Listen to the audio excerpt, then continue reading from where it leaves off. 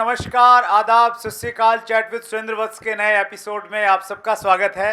आज के प्रोग्राम की शुरुआत दुष्यंत कुमार जी की कुछ मोटिवेशनल लाइनों के साथ मैं कर रहा हूं। हो गई है पीर पर्वत सी पिघलनी चाहिए, इस हिमालय से कोई गंगा निकलनी चाहिए। आज यह दीवार पर्दों की तरह हिलने लगी, शर्त थी लेकिन कि ये बुनियाद हिलनी चाहिए। हर सड़क, हर गली में, हर नगर, हर गांव में हाथ लहराते हुए हर लाश चलनी चाहिए। सिर्फ हंगामा खड़ा करना मेरा मकसद नहीं, मेरी कोशिश है कि ये सूरत बदलनी चाहिए। मेरे सीने में नहीं तो तेरे सीने में सही, हो कहीं भी आग लेकिन आग लगनी चाहिए। शायद इन्हीं लाइनों से कहीं ना कहीं प्रेरित होके हिंदुस्तान में एक ऐसा व्यक्ति है जो इस आग को बुझने नहीं देना चाहता कि डायरेक्ट सेलिंग में एथिकल कंपनियाँ आई, एथिकल तरीके से काम हो। जितनी भी मनी सर्कुलेशन कंपनियां हैं, जितने भी फ्रॉड हैं, उनको रोका जाए। सो उसी मुहिम को लेके जो पर्सनैलिटी चल रही है, लगातार चल रही हैं। और आप सबके प्यारे, आप सबके चहेते कितनी बार कमेंट्स में आते हैं कि सुमित चौहान को बुलाइए। जी हाँ, सोच यूट्यूब चैनल के फाउंडर सुमित चौहान जी आज हमारे मेहमान हैं। सुमित जी, बहुत स्वागत है एक बार फिर आपका। Thank you sir, thank you. और फिर से बहुत अच्छा लग रहा है आपके प्लेटफॉर्म पे आके, और हमेशा खुशी का माहौल होता है जब आपके यहाँ पे आता हूँ। सबसे पहली चीज़ तो फॉर्मल पहनने को मिलता है। तो आजकल शादियों में तो ज़्यादा लोग बुला नहीं रहे हैं कोरोना की वजह से, लेकिन आपके इसकी वजह से आज मौका मिला। नहीं भाई, कुछ लोगों का प्रश्न ये है कि भाई सुमित जी ने बोल के हमें तो कोट पैंट पहनाना छुड़वा दिया हमारा तो, हाँ जी। और अभी खुद पहनने लग गए हैं।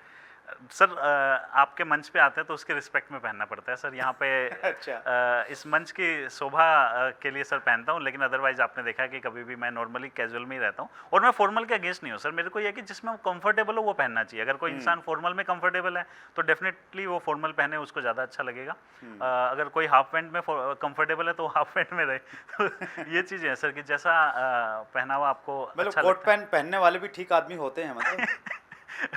सर कपड़ों से तो वैसे कोई अच्छा और गलत होता ही नहीं है। लेकिन हाँ, ये है कि मंच की शोभा होती है सर। जैसे कि इस मंच पे अगर मैं आया हूँ तो इस मंच की एक रिस्पेक्ट होती है, तो वो रिस्पेक्ट के हिसाब से अगर देखा जाए तो मुझे बड़ा अच्छा सिचुएशन के अनुसार ड्रेस पहननी चाहिए। Yes sir. मतलब कोई कोट पैंट पहन के अगर गोवा बीच पे घूमे तो वो सही नहीं है थोड़ा सा। सर मैं याद हूँ कि कोट पैंट पहन के 40 डिग्री में कोई घूमे तो वो सही नहीं है, वो चाहे गोवा हो चाहे फिर वो दिल्ली हो। तो नहीं, मतलब बढ़िया एसी वैसी चल रहा है अंदर, माहौल बढ़िया, तो पहन सकते हैं। फिर पहन लेंगे ना। कंफर्टेबल है तो पहनिए सर। अगर आप कंफर्टेबल 50 डिग्री में भी हैं तो पहनिए। ठीक है, ठीक। हाँ जी। कंफर्टेबल थोड़े नहीं भी हैं, सुंदर दिखते हैं, थोड़ा लगता है कि हाँ ये बंदा थोड़ा पढ़ा लिखा सा दिखता है, हाँ पहन सकते हैं सर। पहन सकते हैं। चलिए ठीक है, थैंक यू वेरी मच। आपका कमिंग सून का इंटरव्यू हमने डाला था, हाँ जी। तो बहुत सारे लोगों ने कमेंट्स किए हैं उस पर, तो कुछ कमेंट्स मैंने लिए हैं। हाँ जी। साव भावेश लिख रहे हैं, डायरेक्ट सेलिंग के हीरो आ रहे हैं। अतुल तिवारी ब्लॉग लिख रहे हैं, wow amazing news, very excited. ये हैं कलीताज world, wow this will be awesome sir, this is your third time. लोग काउंट कर रहे हैं सर। हेमंत हिंदो ईयर लिख रहे हैं, waiting for this educational session. तो आपका एक अलग तरीके का ब्रांड बनता जा रहा है उसमें, तो आप डिजर्व भी करते हो उस चीज़ के लिए। सर बस सभी का प्यार है सर, और हमारा तो वही प्रयास रहता है कि ज़्यादा से ज़्यादा एजुकेशनल कंटेंट हम शेयर कर सकें। और एजुकेशन ही आंसर है सर हर चीज़ का। हम प्रॉब्लम्स में ढूंढते रहते हैं, ये कैसे, ये प्रॉब्लम है, ये प्रॉब्लम है, ये प्रॉब्लम है, ये प्रॉब्लम, बट हर प्रॉब्लम का सॉल्यूशन जो है वो एक एजुकेटेड इंसान ही हो सकता है। तो वही हमारा रहता है कि सर ज़्यादा से ज़्यादा एजुकेशन, चाहे वो डायरेक्ट सेलिंग इंडस्ट्री से रिलेटेड हो या फिर क्रिप्टो करेंसी से रिलेटेड हो, तो अलग अलग सेक्टर के अंदर एक एजुकेटेड इन्वेस्टर, क्योंकि क्या होता है सर कि आप चाहे डायरेक्ट सेलिंग कोई कंपनी ज्वाइन करें, चाहे आप कहीं पे इन्वेस्ट करें, राइट, अगर आप किसी की सुन के कर रहे हो और आपको उसके बारे में कुछ नहीं पता तो आप जुआ खेल रहे हो। वो जुआ ही है। उसमें बस ये होता है कि अगर वो जुआ चल गया तो आप बोलते हो अरे वाह मैंने ये किया था, देखो ये 100 गुना हो गया। लेकिन अगर वो फेल हो गया तो दूसरे इंसान को आप ब्लेम कर देते हो। लेकिन अल्टीमेटली आप ही सिर्फ रिस्पॉन्सिबल हो। अगर आप अपने आप को एजुकेट करके कहीं पे भी एंटर नहीं कर रहे और किसी के दूसरे के ट्रस्ट पे एंटर कर रहे हो या उसके बोलने पे किसी के भी कर रहे हो तो आप गैम्बलिंग खेल रहे हो। तो लोग गैम्बलिंग ना करें, एक एजुकेटेड इन्वेस्टर बन के या एक एजुकेटेड इंसान बन के किसी भी कंपनी को ज्वाइन करें, तो वो प्रयास रहता है सर हमारा। दैट्स ग्रेट, और बहुत अच्छा काम कर रहे हो सुमित जी आप। आपकी खास बात क्या है कि आप हर चीज़ की बहुत डेप्थ में जाते हो, और जब हम डेप्थ में जाते हैं तभी कॉन्सेप्ट क्लियर होता है और तभी हम किसी से बातचीत कर सकते हैं। तो आज हम एक अलग सब्जेक्ट पे बातचीत कर रहे हैं, जैसे कमिंग सून के वीडियो में भी आपने बात की थी। हाँ जी। सुमित जी, मेरा पहला प्रश्न है क्रिप्टो करेंसी से रिलेटेड, क्योंकि इसके बारे में बहुत सारे लोगों की क्यूरियोसिटी है। हाँ जी। क्रिप्टो करेंसी अगर आम आदमी समझना चाहे, हाँ जी। हाँ जी, पहले तो वर्ड ही बड़ा टिपिकल लगता है, क्रिप्टो पता नहीं क्या है, समझ गए सर। तो आम भाषा में समझें, हाँ जी। कैसे समझा जा सकता है? सर देखिए, पहले तो ना क्रिप्टोग्राफी समझना जरूरी है क्रिप्टो करेंसी के लिए। क्रिप्टो करेंसी हम सोचते हैं, क्रिप्टो करेंसी का वर्ड ये कहाँ से बना? ये बना क्रिप्टोग्राफी से। क्रिप्टोग्राफी क्या है? मतलब क्रिप्टो एंड ग्राफी। क्रिप्टो मतलब हिडन, ग्राफी मतलब मैसेज। मतलब हिडन होता है उसका मतलब। क्रिप्टो मतलब हिडन, ग्राफी मतलब मैसेज। तो अच्छा। क्रिप्टोग्राफी मतलब क्रिप्टोग्राफी से हम क्रिप्टो करेंसी निकला, क्योंकि ये क्रिप्टोग्राफी को हम यूज कर रहे हैं और जो जहां यूज कर रहे हैं उसको एज ए करेंसी यूज कर रहे हैं, तो इसलिए हम क्रिप्टो करेंसी बोल देते हैं। ये पुराने जमाने में राजा महाराजा भी करते थे। अच्छा। आपको पता होगा कि फॉर एग्जाम्पल, अब हम दो या तो हम ही राजा मानते हैं एक दूसरे को। मान लो एक राजा, एक राज्य के आप राजा हो, एक राज्य का मैं राजा हूँ। ठीक अब है। आपने मुझे एक मैसेज भेजना है जो सीक्रेट है। अब आप तो मुझे देने नहीं आओगे, राइट। तो उस केस में क्या करते थे आप कि जिनको भेजते थे मैसेज लेके, अब वो रास्ते में पढ़ तो सकते हैं भाई ये राजा यहाँ पे क्या मैसेज भेज रहे हैं। तो वो पुराने जमाने में क्या करते थे कि वो ऐसे लिखा जाता था कि उसकी दो की होती थी, कि एक पेज पे कुछ लिखा है और उस पेज की दो की है, कि उसके ऊपर एक दूसरा पेज रखा हुआ है और उसमें बीच बीच जगह पे वो फटा हुआ है कई कई जगह से। तो जहाँ फटा हुआ है ना, वहीं पे मेन मैसेज लिखा जाता था। तो अब मैं उस पूरे के पूरे को नहीं पढ़ता था, 100 लाइनों को। मैं क्या करता था, वो एक की जो आपने रख के उस पे लिखा था मेन मैसेज और बाकी कुछ भी लिख दिया, सेम उसी को मैं भी जाता था ऐसे लिखता था और मैं लिखता था कि सुरेंद्र वत्स जी ने मेरे को ये भेजा है मैसेज। अच्छा। अब वो की सिर्फ मेरे और आपके पास एक्सचेंज हुई है, वो राइडर के पास नहीं है। तो राइडर जाते थे, और आपने देखा होगा पुराने जमाने की इतनी बड़ी बड़ी पुरानी किताबें मिलती हैं और हम उनको पढ़ ही नहीं पाते। हमें लगता है कौन सी लैंग्वेज है, वो लैंग्वेज नहीं है, वो हिडन है। अच्छा। उसकी की गुम हो गई है, और की गुम हो गई तो हम उसको पढ़ नहीं पा रहे। तो क्रिप्टोग्राफी आज से नहीं सदियों से यूज होता है। अच्छा। क्रिप्टोग्राफी मतलब हिडन मैसेज भेजना, और वो कैसे आप एक्सेस कर सकते थे? की के थ्रू उस चीज को। तो क्रिप्टोग्राफी तो आप समझ कि क्रिप्टो करेंसी क्यों बोलते हैं, क्योंकि हिडन मैसेज एक तरीके से हिडन तरीके से मैसेज यहाँ पे सेंड कर पाते हैं। अब आ जाते हैं क्रिप्टो करेंसी आया क्यों। सर देखो, कोई भी नया चेंज आता है तो पुराने में कोई प्रॉब्लम होती है, या तो तब आएगा, या पुराने में अपडेट की संभावनाएं होती है तब आएगा, अदरवाइज तो नए की गुंजाइश नहीं होती। अब क्रिप्टो करेंसी आने से पहले हमें ये समझना पड़ेगा कि क्रिप्टो से पहले हम आज करेंसी में क्या यूज करते हैं, जिसे बोलते हैं फिएट करेंसी। भारत का रुपया है, अमेरिका का डॉलर है, हर कंट्री का अपना अपना अलग अलग करेंसी होता है जो कंट्री खुद प्रिंट करती है। लेकिन ये भी मतलब बड़ा नया कंसेप्ट है। हजारों सालों से तो ये भी यूज नहीं हो रहा था। ये भी कितना साल पुराना कंसेप्ट होगा, 50 साल, 100 साल, 150 साल। इससे पहले क्या होता था? इससे पहले होता था बार्टर सिस्टम। तो सबसे पहले हमारा होता था, जो सबसे ज्यादा यूज किया जाता था पूरा ग्लोबली, और हरियाणा में तो अभी थोड़े दिनों पहले तक भी मैंने अपने बचपन में भी देखा है सर कि बार्टर सिस्टम बहुत यूज होता था, जहाँ पे क्या होता था, चीजों के बदले चीजें ली जाती थी। अगर आपको चावल चाहिए, मेरे पास गेहूं है, मैं आपको गेहूं दूंगा, गेहूं के बदले आप मेरे को चावल दे दोगे, और ऐसे करके सारी चीजें चलती थी। अब भी सब्जियां ऐसे ही बिकती हैं सर गाँव में। हाँ, इसी तरीके से पूरा का पूरा भैया गेहूं देते हैं और उसके बदले गोभी ले लेते हैं, आलू ले लेते हैं। तो जैसे हम बचपन में गांव जाते थे तो क्या करते थे, खेतों से कपास तोड़ी और जाके मिठाई मुठाई कुछ भी ले लिया और पता नहीं होता था किसके खेतों से तोड़ ली। तो ये बार्टर सिस्टम चलता था सर। तो बार्टर सिस्टम का ना एक बहुत बड़ा एडवांटेज था, क्योंकि कोई करेंसी तो होती नहीं थी, तो हर कोई अपनी करेंसी खुद बनाता था। अगर मुझे लगेगा कि भाई गेहूं की डिमांड जो बढ़ेगी और तो मैं गेहूं उगाऊंगा कि भाई डिमांड बढ़ेगी, सप्लाई लिमिटेड रहेगी, या मेरे पास सप्लाई रहेगी और डिमांड बढ़ेगी तो मेरे को इसका ज्यादा पैसा मिलेगा। किसी को लगता था फर्नीचर बना के, किसी को लगता था बर्तन बना के, किसी को लगता था कपड़े बना के। तो हर इंसान अपनी करेंसी खुद बनाता था और उसको मार्केट में ले जाके उसके बदले में दूसरी चीज एक्सचेंज कर लेता था। अगर आपने गेहूं बनाया, लेकिन अगर आपको चावल चाहिए तो आप गेहूं के बदले में चावल ले लोगे। तो ये इसका एडवांटेज था कि मैं अपनी करेंसी खुद बना रहा हूँ। बट इसका एक डिसएडवांटेज क्या था कि मुझे चीजों को कैरी करना पड़ता था। अगर मान लो आपको 1 लाख रुपए की कोई चीज लेने जानी है, तो आप पता नहीं 100 बोरियां इकट्ठे लेके घूम रहे हो। तो वो इसकी वजह से एक तो प्लस पॉइंट रहा और एक नेगेटिव पॉइंट। प्लस पॉइंट क्या रहा, हमारे जितने भी गांव थे सक्षम हो गया अपने अंदर ही, आत्मनिर्भर हो गए। जो हम चलाते ना, आत्मनिर्भर बनो, हमारे गांव पहले से थे, क्योंकि उनको पता था कि कोई भी सामान ले जाने के लिए भाई सामान ढोना पड़ेगा। अगर कुछ भी गांव, अगर शहर में जाके एक बेड बनवाना है तो उसके लिए आपको 10 बोरियां पहले रथ में डाल के या बैल के पास पीछे डाल के ले जानी पड़ेगी। तो इतनी मेहनत करनी पड़ेगी। इसलिए क्या होता था, गाँव में हर टाइप के काम वाले लोग गाँव के अंदर ही आ जाते थे। सोने वाला भी आ गया, सोने बनाने वाला भी, फर्नीचर बनाने वाला भी, तो मतलब आपस में हो जाता था कि अगर मेरे को फर्नीचर चाहिए तो मैं गांव में ही लेके जाऊं, बोरी में यहाँ से वहां थोड़ा सा ही मेरे को ढोना पड़े और मेरे को मेरा सामान मिल जाए। तो इससे हमारे प्लस पॉइंट क्या हुआ, गांव हमारे सारे आत्मनिर्भर थे बहुत हद तक। बट इसका नेगेटिव पॉइंट क्या हुआ कि हम कभी भी ग्लोबल इकोनॉमी के साथ नहीं जुड़ पा रहे थे, क्योंकि गांव वाले आपस में ही हो गए। क्योंकि अगर आपको फॉर एग्जाम्पल सर, अगर हम हरियाणा से फॉर अब मेरे को राजस्थान से कोई चीज लेके आनी है, तो मैं कितनी बोरियां लेके राजस्थान घूमूंगा। तो इसकी वजह से क्या था कि ये प्रॉब्लम होती थी। अब दूसरी चीज, मैं यहाँ से गेहूं की बोरी लेके गया और वहां से मेरे को खरीदना था मान लो ट्रैक्टर वाला कह रहा है मुझे तो गेहूं चाहिए ही नहीं, अच्छा। मुझे तो चावल चाहिए। अब मैं गेहूं को चावल में चेंज करा रहा हूँ, फिर चावल को ले जाके उसके पास जा रहा हूँ, फिर वहां से एक चीज ले रहा हूँ। ये जस्ट फॉर एग्जाम्पल है। तो इसका सोल्यूशन भी हमारे पूर्वजों ने निकाल दिया, बहुत इंटेलिजेंट थे। उन्होंने क्या निकाला, सोना और चांदी। उन्होंने बोला भाई सोना और चांदी तो हर जगह चलता है, तो अगर आपको कहीं दूर लेके जाना है तो गांव में जो हमारे यहाँ पे जो सुनार होते थे, सुनार जी के पास जाओ, उनको अपना सामान लेके सोने के सिक्के या चांदी के सिक्के ले लो। अब आप राजस्थान जाओगे तो आपको बोरियां ढोके नहीं जाना। बट इसका डिसएडवांटेज इसमें भी रहता था एक चीज, आप सोने का सिक्का लेके गए और 25 रुपए का सामान खरीदना है आपने, तो सोने का सिक्का काट के तो नहीं दोगे, चांदी का भी काट के तो नहीं दोगे। तो सोने और चांदी के सिक्के में भी 25 पैसे, 10 पैसे, 1 पैसे इनकी ट्रांजेक्शन नहीं हो पाती थी। तो इसके साथ ये भी एक प्रॉब्लम रहती थी हर समय। फिर सबसे पहले बार्टर सिस्टम, उसमें एक एडवांटेज कि सामान लेके ना ढोना पड़े, हमने सोना और चांदी यूज करना शुरू किया। सोना और चांदी में भी ये प्रॉब्लम कि 25 पैसा 10 पैसे के लिए सोने के सिक्के को आप काट काट के यूज नहीं कर सकते। फिर आई गवर्नमेंट हमारी, गवर्नमेंट ने बोला कि यार एक काम करो, हमारे इस पैसे पे विश्वास करो, ये लो, ये 1 रुपया है, ये 10 रुपया है, ये 100 रुपया है।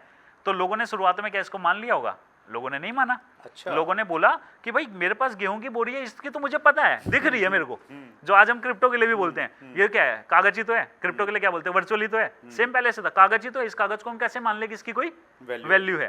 तब गवर्नमेंट ने क्या बोला, गवर्नमेंट ने बोला कि ऐसा नहीं है, ये हम कागज आपको दे रहे हैं, इस जितने हम आपको नोट प्रिंट कर रहे हैं उसकी एवज में हमने अपने रिजर्व में सोना रखा हुआ है। अच्छा। तो गोल्ड स्टैंडर्ड को फॉलो करती थी पूरे दुनिया की गवर्नमेंट, क्योंकि वरना कोई भरोसा ही नहीं करेगा ना सर। लोग पागल थोड़ी ना कि आप कुछ भी बोल दोगे कि ये कागज 100 रुपए का है तो ये 100 रुपए का हो गया। लोगों ने बोला नहीं ऐसे कैसे, तो गवर्नमेंट्स ने गोल्ड स्टैंडर्ड रखा। अच्छा। और लोगों को बोला कि भाई देखो, आप 1000 रुपए का सोना लेके जाओगे, प्रॉब्लम है, किसी को 1 पैसे का सामान खरीदना है तो 1 पैसे का कैसे काटोगे। लेकिन हमने 1000 का सोना आपके एवज में हमने रख दिया है। और उसके बदले में ये 1-1 के 1000 सिक्के निकाल दिए। अब आप 1 रुपए का भी सामान ले सकते हो, 1000 का भी ले सकते हो, और आपको सोना लेके भी इधर से उधर नहीं घूमना। तब लोगों को धीरे धीरे लोगों का ट्रस्ट स्टार्ट हुआ इस पे, जो फिएट मनी, इसको हम बोलते हैं फिएट करेंसी, जो हर कंट्री अपनी खुद की बनाती है। वो था बार्टर सिस्टम, फिर आया फिएट। फिएट का सबसे बड़ा एडवांटेज क्या रहा सर, पैसे को इधर से उधर भेजना बहुत ईजी हो गया। जैसे बैंक आ गए, बैंक में आज क्या है, आज आपको किसी को चाहे 10 लाख भेजने हो, चाहे 10 करोड़ भेजना हो, आप 1 सेकंड में यहाँ से कहीं भी भेज सकते हो इंडिया के अंदर। मैं बोलो आपने गुजरात में भेजना, कहीं भी भेजना, आप 1 सेकंड में पैसा ट्रांसफर कर सकते हो। दूसरा, आपको कैरी करने के लिए भारी सामान लेके नहीं जाना, तो बिजनेस करना ईजी हो गया। मेरे लिए क्या है, बैंक्स भी आ गए। मैंने यहाँ पे बैंक में पैसा डिपॉजिट किया, मैं वहाँ गया, ना पैसा कैरी करना, ना गोल्ड कैरी करना, वहाँ जाके बैंक से पैसा निकाला या चेक के थ्रू काम कर लिया। इससे क्या हुआ, बिजनेस बढ़ा, लोग आपस में एक दूसरे से कनेक्ट होना शुरू किया। तो ये फिएट का एडवांटेज था जो मिला हमारे को। बार्टर का एडवांटेज क्या था, डिमांड एंड सप्लाई। बार्टर में एक एडवांटेज था सर, डिमांड एंड सप्लाई। आपके पास जो चीज आपने प्रोड्यूस की है, अगर उसकी डिमांड ज्यादा है और सप्लाई कम है, तो आपको उसका पैसा ज्यादा मिलेगा, आपको उसके बदले में ज्यादा चीजें मिलेंगी। लेकिन फिएट का एडवांटेज क्या था, इजी टू मूव। आप 1 सेकंड में इधर से उधर भेज सकते हो और आपको सामान बोरियां ले लेके घूमने की जरूरत नहीं है। लेकिन फिएट के साथ एक डिसएडवांटेज आ गया सर, कि पहले तो गोल्ड स्टैंडर्ड माना सब, गवर्नमेंट ने विश्वास लोगों का जीता, और बाद में क्या किया, गोल्ड स्टैंडर्ड को ही हटा दिया। अच्छा। आप देखोगे 1970s के आज तक, मिड 1970s के अंदर आते आते पूरी दुनिया से गोल्ड स्टैंडर्ड हटा दिया गया। होता क्या सर, पहले विश्वास जीतो। आपने लोगों का विश्वास कैसे जीता हमने, देखो गोल्ड रखा है तभी नोट प्रिंट हो रहे हैं। मींस अभी वो स्टैंडर्ड नहीं है, मतलब जितनी करेंसी मार्केट में है उतने मूल्य का गोल्ड गवर्नमेंट के पास में सर नहीं। आप आरबीआई का वो देखो, वो क्या बोलते हैं, सिर्फ 4% गोल्ड है आज हमारे पैसे का। अच्छा। हमने गोल्ड स्टैंडर्ड ही हटा दिया। आज हमारा मुश्किल से 5% भी नहीं है सर जो कि बैक्ड बाय गोल्ड है। तो हमारे ये सुमित भाई, ये इंडिया में ही है या बाकी पूरे countries वर्ल्ड में भी? सर, इस समय पूरे वर्ल्ड में, मतलब यूएस की भी बातचीत करें वहाँ भी ये स्थिति पूरी है? दुनिया में ये चीज हट गई सर। क्योंकि देखो देखो हुआ क्या, आपको एक चीज याद होगा कि जब हमारे यहाँ पे एक बार ऐसी कंडीशन आ गई थी कि हमने अपने रिजर्व, जो गोल्ड का रिजर्व था, वो बेच दिया था। मुझे याद है, वो न्यूज बनी थी, हम न्यूज़ बनी छोटे-छोटे थी। थे, पता नहीं कौन प्राइम मिनिस्टर थे उस समय। हाँ जी, हाँ जी, हाँ जी हाँ, सर। तो राइट। उन्होंने क्या किया था, गिरवी रख दिया था, हमने बेच दिया था, क्योंकि हमारे देश में बहुत ज्यादा गरीबी आ गई थी। राइट। तो जब गवर्नमेंट ने वो बेचा, तो गवर्नमेंट की चीज यार अब तो सोना भी हट गया, इसके एवज में हम पे पैसे पे ट्रस्ट करते थे फॉर एग्जाम्पल। इसका मतलब पहली जनरेशन ने तो प्रूफ मांगा, लेकिन जो दूसरी जनरेशन पैदा हुई, जो बचपन से नोट को देखते हुए पैदा हो रही है, उसको प्रूफ नहीं चाहिए, क्योंकि वो बड़ी ही इस चीज को देखते हुए कि इसकी तो वैल्यू होती है। हाँ, उनको मालूम ही नहीं है। मतलब जैसे आप बता रहे हैं ना ये बात, मुझे ऐसा लगता है कि बहुत सारे लोगों को ये मालूम ही नहीं होगा कि पहले ऐसा कुछ सिस्टम हाँ था जी, और हाँ जी, ये रहता क्योंकि है। आप खुद ही सोचो ना सर, आप एक महीने काम कर रहे हो कागज के टुकड़ों के लिए, भाई इसकी क्या वैल्यू है, किससे बैक्ड है, किसी से भी नहीं। आज हमारे यहाँ पे आप पूछोगे किससे बैक्ड है, कहेंगे फाइनेंशियल इंस्ट्रूमेंट से बैक्ड है। मतलब किससे, सोने से है, नहीं है, फाइनेंशियल इंस्ट्रूमेंट। वो क्या है, वो किसी दूसरी कंट्री की करेंसी है, वो बैक्ड है, वो भी नहीं है। तो आज अगर हम ध्यान से देखें तो हमारा 95% से ज्यादा जो पैसा है वो बैक्ड बाय नहीं है। तो आज हम लोग जब गोल्ड स्टैंडर्ड हटा, तो इसके साथ सबसे बड़ी प्रॉब्लम तो क्या है, हमने गोल्ड स्टैंडर्ड हटा दिया। उसके साथ और बड़ी प्रॉब्लम क्या आई, जो इसके साथ है इन्फ्लेशन। फिएट की जो सबसे बड़ी प्रॉब्लम है वो इन्फ्लेशन। आज आप देखोगे कि अगर हम इंडियन गवर्नमेंट से पूछें भाई आप कितना पैसा प्रिंट करोगे, कोई लिमिट तो बताओ सर। एज ए सिटीजन हमारा राइट है, हमें बताओ तो कितना प्रिंट करोगे। गवर्नमेंट बोलोगे नहीं बता रहे, जितनी मर्जी होगी उतना प्रिंट करेंगे। इससे क्या होता है, हमारे यहाँ पे आज कैसे डिसाइड होता है, इकोनॉमी में पैसा कम भी ना पड़ जाए और इतना ज्यादा भी ना हो जाए कि हाइपर इन्फ्लेशन आ जाए। आज हमारे यहाँ पे इन्फ्लेशन है सर 6 से 8%। इसका मतलब फिएट करेंसी, आज आपने अपनी जेब में 1 लाख रुपए रख लिए ना सर, 1 साल के बाद जाओगे तो 92,000 की वर्थ है उसकी। मतलब हर इंसान इस देश का हर साल 8% गरीब हो रहा है फिएट करेंसी की वजह से। और ये चीज हम मतलब पूछते नहीं है गवर्नमेंट से कि यार ये तो, और इसका हमें कभी एडवांटेज नहीं हो सकता। और हमें पता है क्या लगता है सर कि नहीं हम कहाँ गरीब हो रहे हैं फिएट करेंसी से, लेकिन अगर हम इंटरनेशनल पैमाने में देखेंगे ना सर, हम हो रहे हैं। फिएट करेंसी का सबसे बड़ा नुकसान क्या है, आज से कुछ दिनों पहले मैं अफगानिस्तान का एग्जांपल ले लेता हूँ, टर्की का मैं ले लेता हूँ। टर्की का 1 लीरा 1 डॉलर के बराबर होता था कुछ साल पहले, आज 1 डॉलर में 8 लीरा आ रहा है। वहाँ की गवर्नमेंट की गलत नीतियों की वजह से वहाँ के लोग गरीब हो गए उन देश के कंपैरिजन में जहाँ डॉलर फॉलो होता है। कितने 8 गुना हो गए, और हमें कितना खराब लग रहा है। और हम ये भूल जाते हैं कि हम 20 गुना हो चुके हैं। भारत 20 गुना गरीब हो चुका है डॉलर के कंपैरिजन में। 1947 में जब हम आजाद हुए थे ना सर, 1 डॉलर 3 रुपए 30 पैसे का था। अच्छा। अगर उस समय मेरे को 50,000 डॉलर में अगर अमेरिका पढ़ने जाना पड़ता तो मुझे इंडिया के हिसाब से 1,70,000 रुपए से ज्यादा नहीं खर्च करना पड़ता। आज 50,000 डॉलर के लिए मेरे को खर्च करना पड़ेगा लगभग भी 35-38 लाख रुपए। 3 रुपए 30 पैसे से हम 75 रुपए के आसपास आ गए हैं। तो हम भी गरीब हो रहे हैं, लेकिन हमें पता नहीं लग रहा। हम बहुत स्पीड से नहीं, हम मतलब टर्की की तरह ऐसा नहीं है कुछ ही सालों में 8 गुना गिर गए। तो इसलिए सर जरूरत क्या थी, जरूरत ये थी कि जो ये फिएट करेंसी है, एक तो इन्फ्लेशन, क्योंकि हमें पता नहीं है कि डिमांड सप्लाई का हमें एडवांटेज नहीं मिल सकता। तो क्रिप्टो ने आके ना बीच का स्पेस भर दिया। क्रिप्टो ने क्या बोला भाई, बार्टर सिस्टम का क्या एडवांटेज था, डिमांड एंड सप्लाई। तो क्रिप्टो में आपने देखा होगा बिटकॉइन की टोटल सप्लाई 2 करोड़ 10 लाख से ज्यादा नहीं होगी। तो उसने क्या बोला, भाई हमारे यहाँ पे हम सप्लाई लिमिटेड रख देते हैं। ठीक है। हाँ, तो डिमांड और सप्लाई का एडवांटेज मिलेगा। अब बिटकॉइन का कई लोग बोलते हैं वैल्यू क्यों बढ़ रही है। सर वो क्यों बढ़ रहा है, वो 33,000 रुपए से लेके, मैं अगर बात करूँ कुछ साल पहले 33,000 का था, उससे पहले 33 रुपए का था, उससे पहले 3 रुपए का था, और आज वो अगर हम बात करें 35-36 लाख रुपए से ऊपर का है। क्योंकि सप्लाई लिमिटेड है, डिमांड बढ़ेगी तो रेट बढ़ेगा। जैसे गेहूं का बढ़ता है, चावल का बढ़ता है, वैसे प्रॉपर्टी का बढ़ता है, उसका भी बढ़ रहा है। तो बार्टर सिस्टम का डिमांड एंड सप्लाई का एडवांटेज ले लिया। फिएट करेंसी का एक ही एडवांटेज था, इधर से उधर भेजना इजी है। बट इसके चक्कर में हम ऐसा कागज ले रहे थे जिसकी हमें टोटल सप्लाई नहीं पता, जिससे हम मैनिपुलेट किया जा सकता है, जो गवर्नमेंट डिसाइड करती है। जैसे अफगानिस्तान में क्या हुआ सर, मैं अभी एक सिंपल एग्जांपल लेता हूं सर। अगर अफगानिस्तान में, अभी क्रिप्टो पे भी नहीं जा रहा, फॉर एग्जांपल अफगानिस्तान में US डॉलर ही चलता करेंसी। तो वहां के लोगों जब उस आज अफगानिस्तान की करेंसी लेके आज अमेरिका जाते या इंडिया जाते तो वो गरीब नहीं होते, क्योंकि उस डॉलर की वैल्यू तो उतनी ही रहती अमेरिका में भी। लेकिन अफगानिस्तान की वैल्यू, करेंसी की वैल्यू कंप्लीटली जीरो होगी लगभग। तो वहां के लोग जो पहले 1 करोड़ रुपए था किसी के पास, आज इंटरनेशनल लेवल पे वो जीरो हो गया है। तो ये फिएट करेंसी के साथ इशू है।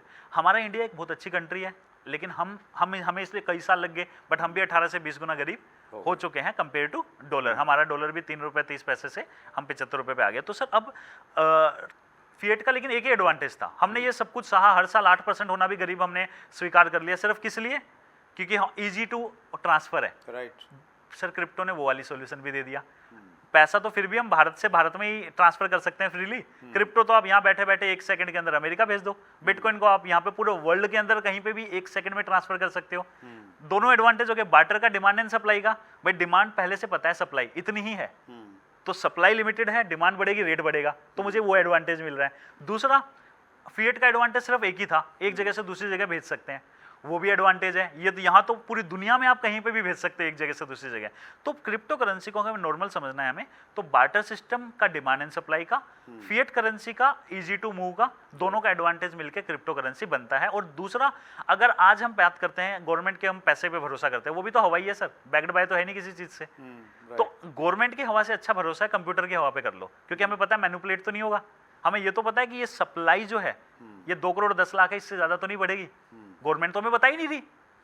लेकिन सुमित भाई, अगर बिल्कुल सही है, जो ये क्रिप्टो करेंसी का जो मॉडल है ये बहुत सही है। हाँ जी, हाँ जी। और ये शायद ब्लॉकचेन पे काम करता है, तो हाँ इस जी। वजह से शायद इस पे विश्वास भी ज़्यादा किया जा सकता है। जी, किया जा सकता है सर। लेकिन क्रिप्टो के नाम से बहुत सारे फ्रॉड सुनने को आते हैं, क्योंकि आप इसको डिटेल में जानते हैं। हाँ जी, तो अगर हम लोग अब यूँ देखें, और ये होता भी है प्रकृति में भी, हम जब फसल बोते हैं ना तो उसके साथ में घास फूस पैदा होता है। डायरेक्ट सेलिंग में हमने देखा है कि डायरेक्ट सेलिंग शुरू हुई, कॉन्सेप्ट अच्छा था, हाँ जी। तो वो अच्छी कंपनियां तो कम ही रह गई, जो फ्रॉड कंपनियां वो आगे आती।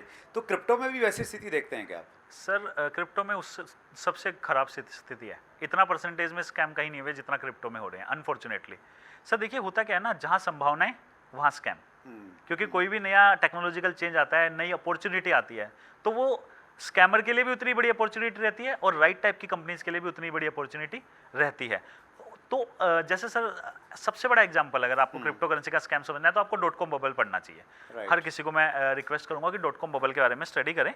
सर .com बबल में क्या हुआ था, जब इंटरनेट नया नया आया था, तो इंटरनेट वाली कंपनीज पता क्या करती थी, बड़ी चालाक थी। वो क्या करती थी, अपने नाम के आगे .com लगाती थी और नई नई कंपनीज आ रही थी। अच्छा। यूएस के अंदर .com बबल में क्या हुआ था, यूएस में पूरा मतलब इतना बड़ा एकदम से मतलब मार्केट से पैसा गायब हुआ था।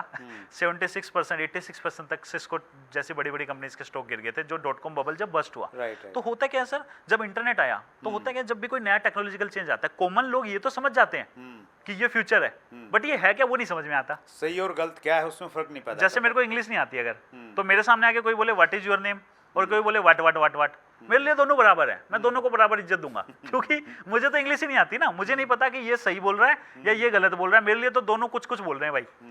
यही सिचुएशन होती है जब भी कोई नई टेक्नोलॉजी आती है। जब नया इंटरनेट जब नया नया आया तो हर कंपनी आते थे, हर लोग क्या करते थे, कोट पैंट पहन के लोगों के सामने बढ़िया वाली प्रेजेंटेशन देते थे, हमारी कंपनी कल ये कर देगी इंटरनेट पे, हमारी कंपनी ये कर देगी। तो उनको, जिनको पता भी नहीं था इंटरनेट क्या है, उन लोगों ने भी कंपनीज खोल के अपने आईपीओ निकाल के मार्केट से करोड़ों रुपए उठा लिया।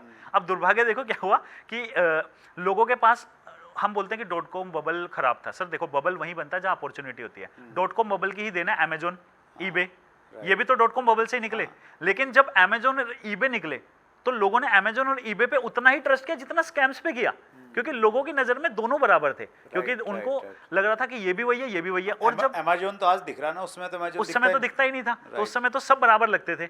अब उस समय दुर्भाग्य ये था सर कि जो कंपनियां थी, स्पेशली जो स्कैम्स थे, लोग उनके आईपीओ में करोड़ों रुपए इन्वेस्ट करते थे। उसके बाद जो कंपनी रन कर रहा है वो बढ़िया गाड़ी लेता था, हेलीकॉप्टर लेता था, बढ़िया घर लेता था, और लोग खुश हो जाते थे, अरे हमारी कंपनी कितना ग्रो कर रही है, तभी तो देखो आज ये सबसे महंगी कार ली है इसने, सबसे महंगा हेलीकॉप्टर ले लिया। और उनको नहीं पता कंपनी कुछ नहीं कर रही, कंपनी आप ही के पैसे से वो एंजॉय कर रहा है। हुआ क्या, ये चीज चली 400% स्टॉक मार्केट सर, 4 से 5 साल में 400% बढ़ गया स्टॉक मार्केट। हर जिस कंपनी में पैसा डाल दो बढ़ रहा है।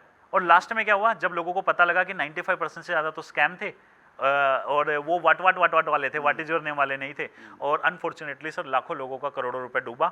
और उससे बड़ा शायद जो अगर मैं बोलूँ शेयर मार्केट के अंदर फॉल कभी नहीं आया था सर, जब सिस्को जैसी कंपनीज के 86% तक शेयर प्राइस गिर सकता है। तो यही होता है सर, इंटरनेट आया, भी हम उसी प्रकार से देखें जिस प्रकार से .com बबल था, उसी लेवल पे क्रिप्टो है। बड़ा समझदारी से ये, लेकिन हमें ये ध्यान रखना है सर, हमें ये ध्यान रखना है कि जैसे .com बबल जो था, इंटरनेट में ताकत थी, कंपनीज भी अच्छी थी, बट 95% से ज्यादा स्कैम थे। और लोग क्योंकि व्हाट इज योर नेम और वाट वाट में नहीं समझ पाते, तो लोग जो भी 100 रुपए इन्वेस्ट कर रहे थे उसमें से 95 स्कैम्स की तरफ जा रहा था, इसलिए 95% लोग बर्बाद होने ही थे, क्योंकि एजुकेटेड इन्वेस्टर लोग नहीं थे। सेम इसमें होता है सर डायरेक्ट सेलिंग में, कि जब डायरेक्ट सेलिंग पता ही नहीं होती क्या है, तो कोई भी पहला इंसान आता है, पावर ऑफ कंपाउंडिंग दिखाता है, हम उनके साथ एसोसिएट हो जाते हैं, और बाद में दुर्भाग्यवश यहाँ पे भी बहुत सारे स्कैम हो जाते हैं। सेम आज क्रिप्टो के अंदर है सर। क्रिप्टो का लोगों को नहीं पता, लोग 3 चीज सुनते हैं, crypto currency, blockchain, smart contract, या ऐसा कोई भी वर्ड सुनेंगे और लोग सीधा बोलते हैं लगा दो पैसे। आज सबसे इजी पता है क्या सर, देखो क्रिप्टो करेंसी का मैं सबको ये चीज बोलना चाहूंगा, जो नए प्रोजेक्ट में इन्वेस्ट करते हैं सर, 20,000 रुपए में कॉइन बन जाता है, 2,500 रुपए में टोकन। और लोग कर रहे हैं सर, 20,000 रुपए में कॉइन या 2,500 रुपए में टोकन बना के लोगों के घरों में जा जाके पता क्या बोलते हैं, बिटकॉइन जो था देखो एक टाइम पे 8 रुपए का था, 10 रुपए का था, आज देखो 35 लाख का है, हमारा ये कॉइन भी जो है आज आपको सिर्फ 70 रुपए में मिल रहा है, कल ये भी होगा, बिटकॉइन को पीछे कर देगा। और लोग वही व्हाट इज योर नेम और व्हाट लोग आज भी भोले हैं। वो टेक्नोलॉजी तो समझ गए हैं, जैसे इंटरनेट समझ गए थे, आज वो समझ गए कि क्रिप्टो फ्यूचर है या ब्लॉकचेन फ्यूचर है, बट उनको पता नहीं है क्या। तो उनके सामने आके कोई भी बोल देता है कि हम ये करेंगे, हम वो करेंगे, लोग उसमें भरपूर इन्वेस्ट कर रहे हैं। और दुर्भाग्यवश सर 95 तो छोड़िए 99% से ज्यादा आज क्रिप्टो करेंसी के अंदर जो प्रोजेक्ट रन कर रहे हैं वो आइदर स्कैम है या पोंजाई स्कीम है, और वो सिर्फ लोगों का पैसा लेके भागेंगे। और इसलिए बहुत ज्यादा जरूरी है यहाँ पे एजुकेशन की, एक एजुकेटेड इन्वेस्टर बनने की। बट दुर्भाग्यवश वही है ना सर, हम इन्वेस्टर पहले बनते हैं, एजुकेट बाद में करते हैं। आज सर प्रॉब्लम भारत की ये नहीं है कि 90% से ज्यादा लोगों को ये नहीं पता कि क्रिप्टो करेंसी क्या है। कोई बात नहीं, पता लग जाएगा, एजुकेट हो जाएंगे, इन्वेस्ट कर देंगे। प्रॉब्लम एक्चुअल में ये है कि जिन लोगों ने इन्वेस्ट किया हुआ है उसमें से भी 95% से ज्यादा लोगों को ये नहीं पता ब्लॉकचेन क्या है, क्रिप्टो करेंसी क्या है, वर्क कैसे करता है, प्रूफ ऑफ वर्क रहती है जनरली हमारे यहाँ पे। और इसलिए जो पैसा जा रहा है वो 95% पैसा ऐसी जगह जा रहा है जहाँ पे अनफॉर्चुनेटली लोगों को अगले 2 से 3 साल में बहुत बड़ा लॉस सहना पड़ेगा। और इसलिए अगर आप इस स्पेस में इन्वेस्ट करें तो बहुत ज़्यादा जरूरी है आप अपने आप को एजुकेट करें, और एजुकेट करके ही अगर इन्वेस्ट करते हैं तो ही सर राइट रहेगा। थैंक यू सुमित जी, आपने बहुत अच्छी जानकारी दी, बहुत डिटेल में आपने बता दिया क्रिप्टो क्या है, और जिस एग्जाम्पल के साथ आपने बताया है तो मुझे लग रहा है बहुत सारी क्लैरिटी आ गई होंगी। अब मैं इसको MLM से जोड़ के देखता हूँ। हाँ जी। बहुत सारे लोग क्रिप्टो करेंसी लेके आते हैं और वो कहते हैं कि मल्टी लेवल मार्केटिंग है, मल्टी लेवल मार्केटिंग का मॉडल वो इस्तेमाल कर रहे हैं। तो मेरा प्रश्न ये है, क्या मल्टी लेवल मार्केटिंग मॉड्यूल के माध्यम से क्रिप्टो करेंसी लाना या देना ये सही है? सर देखिए, कोई भी कंपनी, कोई भी प्रोजेक्ट, कोई भी कॉइन, कोई भी token multi level marketing use कर रहा है अपने आप को प्रमोट करने के लिए, या माइनिंग के नाम पे लोगों से लाखों रुपए मांग रहा है, या ये कह के कि मैं फ्यूचर में ये करूंगा, इस तरीके से कर रहा है, वो सारे के सारे फ्रॉड हैं, वो सारे के सारे स्कैम हैं, उनमें किसी को भी इन्वॉल्व नहीं होना चाहिए। सर देखिए, डायरेक्ट सेलिंग ना एक बहुत पावरफुल इंस्ट्रूमेंट है। डायरेक्ट सेलिंग से पावरफुल कोई चीज़ है ही नहीं। राइट। ये इतना पावरफुल है कि इसके थ्रू हम कूड़ा कचरा भी सोने के रेट पे बेच सकते हैं, मोटिवेशन जोड़ के, और इसके थ्रू हम सोने को भी सोने के रेट पे बेच सकते हैं। दोनों चीज़ों में यूज हो सकता है। इसका मतलब क्या है, ये डिमांड क्रिएट करने का सबसे बड़ा और सबसे पावरफुल मॉडल है। राइट। अब क्या होता है सर, मैंने आपको बताया 20,000 रुपए में कॉइन बन जाता है, लेकिन किसको पता है? सही है। आज समझ रहे हैं, आज हजारों लाखों कॉइन चल रहे हैं मार्केट में, किसको पता है? गांव वालों को तो नहीं पता। गांव वाला छोड़ो सर, 99% लोगों को नहीं पता। जो पढ़े लिखे लोग हैं उनको नहीं पता। तो जब उनके पास कोई भी नया अपना कॉइन लेके जाता है और वो सीधा बोलता है भाई ये आज 10 रुपए का है, ये भी कल 35 लाख का हो जाएगा, तो लोग लाखों रुपए उसमें इन्वेस्ट करते हैं। और 2 तरीके हैं, क्या तो आप अपने आप को प्रूव करो। सर देखो, ना बिटकॉइन, ना इथीरियम, ना कार्डनो, ना पोल्काडॉट, ना मतलब कोई भी अच्छा प्रोजेक्ट आप टॉप 100 में ले लो, टॉप 200 में ले लो, किसी ने नेटवर्क मार्केटिंग मॉडल को यूज नहीं किया। सर तरीका क्या अपने आप को प्रूव करने का? आप चीजों को डिलीवर करो, डिलीवर करोगे, आपके ऊपर लोगों का ट्रस्ट होगा, आपके कंपनी में लोग इन्वेस्ट करेंगे। ये एक तरीका है। दूसरा तरीका क्या है? फेक डिमांड क्रिएट करो। उसके लिए लोग डायरेक्ट सेलिंग को यूज करते हैं। कुछ डिलीवर नहीं किया, कुछ नहीं किया, सिर्फ वही आज ये 10 का है, कल ये 1000 का हो जाएगा, और अगर आप 2 लोगों से 1000 का करवाओगे तो ये 500 रुपए आपको मिल जाएंगे। और इस तरीके से तो जितने भी कंपनी है सर, स्पेशली क्रिप्टो करेंसी के अंदर, जो अपने कॉइन या टोकन को चाहे एफिलिएट मार्केटिंग के थ्रू, चाहे नेटवर्क मार्केटिंग के थ्रू, स्पेशली नेटवर्क मार्केटिंग के थ्रू, या माइनिंग के नाम पे मैं देख रहा हूँ आज लाखों रुपए, अरे हमारा एक प्रोजेक्ट है यहाँ पे माइनिंग होगी, आपको 400% मिलेगा, हर रोज 5% का मिलेगा, स्टेक से मिलेगा, आपको ये मिलेगा, वो मिलेगा। लोगों से लाखों लाखों रुपए ले रहे हैं सर, और लोग लाखों लाखों रुपए इन्वेस्ट कर रहे हैं ऐसी चीजों में माइनिंग के नाम पे। और उनसे मैं ये बोलूंगा कि इथीरियम ने किससे मांगे 1 लाख रुपए या 1000 रुपए? सबसे, अगर मैं माइनिंग किया, बिटकॉइन ने किससे मांगे सर कि हम 1 लाख रुपए दे दो, माइनिंग करेंगे, हम आपको ये देंगे? नहीं मांगा ना। तो सर कोई भी अच्छा प्रोजेक्ट ना सर, ना तो नेटवर्क मार्केटिंग का भी यूज करेगा, ना कभी डायरेक्ट सेलिंग जो कंसेप्ट है या इस तरीके का कोई भी आपको मतलब एक होता है ना कि माइनिंग के नाम से आपसे पैसा मांगेगा। तो जितने भी लोग हैं उनको मैं बोलूंगा कि जो भी कंपनी, जो भी कॉइन, जो भी टोकन नेटवर्क मार्केटिंग का सहारा ले रहा है, डायरेक्ट सेलिंग का ले रहा है, उन सबसे उतना ही दूर रहना है जितना हम कोरोना से इस समय दूर रहना चाहते हैं। सब फ्रॉड है सर, और सबके सब बस लोगों को वही है ना सर, अभी भोले भाले लोग हैं, एजुकेटेड नहीं है, तो उनकी एजुकेशन ना होने का फायदा उठा रहे हैं और उनके सपने उन्हीं को बेच दे रहे हैं sir. That's great Sumit ji, आपके पास में बहुत जबरदस्त नॉलेज है क्रिप्टो की। एक प्रश्न में, क्योंकि समय की लिमिटेशन है, मैं एक प्रश्न ले रहा हूँ विजय बहादुर यादव जी का। हाँ जी सर जी, LPN टोकन क्या ये क्रिप्टो करेंसी है, और है तो इसमें MLM कॉन्सेप्ट क्यों यूज़ हो रहा है? क्या इसमें पैसा लगाना सही रहेगा? सर देखिए, मैं अपना पर्सनल व्यू बताता हूँ।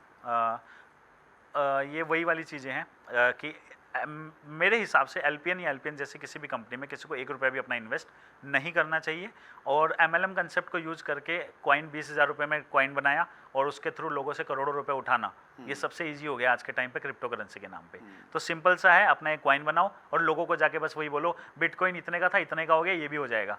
और लोगों को लगता है कि हो जाएगा और लोग 5-5, 8-8 लाख रुपए दे देते हैं और या नेटवर्क मार्केटिंग का सहारा ले लेते हैं, जिससे नेटवर्क मार्केटिंग और ज़्यादा बदनाम हो जाएगी, क्योंकि पहले भी बदनाम है Right, स्कैम्स की वजह से। नेटवर्क मार्केटिंग कितना अच्छा कंसेप्ट है सर, लेकिन बदनाम क्यों है? क्योंकि स्कैम्स भी इसको यूज करते हैं। पावरफुल टूल है, कोई भी यूज कर सकता है। तो अच्छी कंपनियां भी बर्बाद हो जाती है, मतलब उनको भी थोड़ा सा परेशानी सहनी पड़ती है। सेम आज क्रिप्टो करेंसी में भी जो एमएलएम वाली चीजें आ गई हैं, तो इस टाइप से या ये प्रोजेक्ट हो गया, कोई भी प्रोजेक्ट हो गया, मेरा पर्सनल ये सजेशन रहेगा, अगर आपने पैसा लगा दिया है तो मतलब उसको निकाल लीजिए किसी भी तरीके से। और सर पता है प्रॉब्लम आज लोगों की क्या है, हम ना महीने में 50 गुना करना चाहते हैं और इस चक्कर में हम साल का 50 गुना खो देते हैं।